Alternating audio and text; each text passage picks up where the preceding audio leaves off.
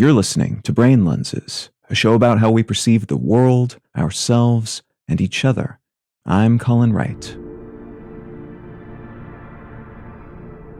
The 2008 book Outliers by Malcolm Gladwell was a huge publishing success, selling more than 1.6 million copies as of mid-2023 and elevating the author to new heights of public intellectual star power.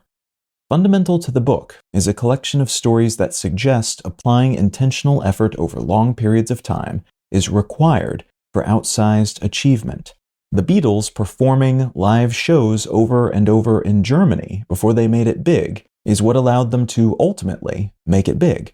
And J. Robert Oppenheimer was able to have the impact he had on the world, for better and for worse, because he attained gobs of practical experience in his field early on, compared to other brilliant people who, despite having the raw materials we might typically consider necessary for success, did not have the chance to flex those muscles consistently over time. He coined the 10,000-hour rule to explain this disparity between wildly successful people and people who are otherwise similar, but who experience less success by multiple metrics because they failed to practice their craft for about 10,000 hours. This rule was premised on a 1993 study on the role deliberate practice plays in the achievement of expertise in the world of violin players. The researchers discovered a correlation between the success attained and the amount of practice violinists put into their craft, and the implication was that more practice equals more success, and that practice was perhaps even more important to their success than other attributes, like genetically or culturally inherited advantages, or personality traits. A replication of this study was published in 2019, tightening up some of the controls and increasing the sample size, and it found that the famous correlation between practice and success was not as strong as that original study implied. It's still important, but not the most important thing. Some of the world's best violinists actually practiced substantially less than their average level peers. Based on the findings of that new study, it was estimated that around 26% of the difference between being good at something and amazing at it can be attributed to practice, down from the 48% claimed in the original study. A 2016 meta-analysis of this topic, looking especially at practice and success in baseball players, found that it was probably something closer to 18%.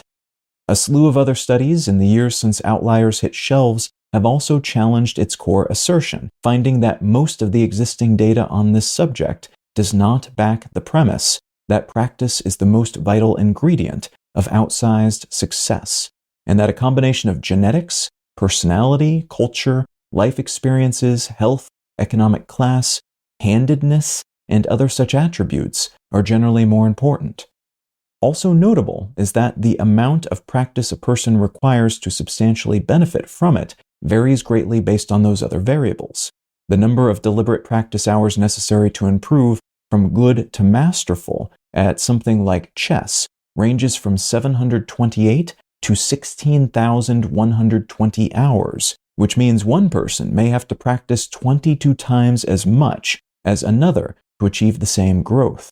None of which implies practice, and especially intentional, focused practice, is not important, and none of which suggests the stories told in Outliers are not true, at least for some value of true. It does serve as a reminder, though, that the versions of science that make their way into popular media will sometimes be simplified, shallow versions of what the research actually says, and that it's therefore prudent to take what inspiration or motivation we can from them, while remembering that they are far from scientific gospel. You can find out more about Brain Lenses, including how to support this show, and in return receive an additional episode of the show each week at brainlenses.com. You can also support this and all of my projects at understandery.com. I'm Colin Wright, and I'll talk to you again next week.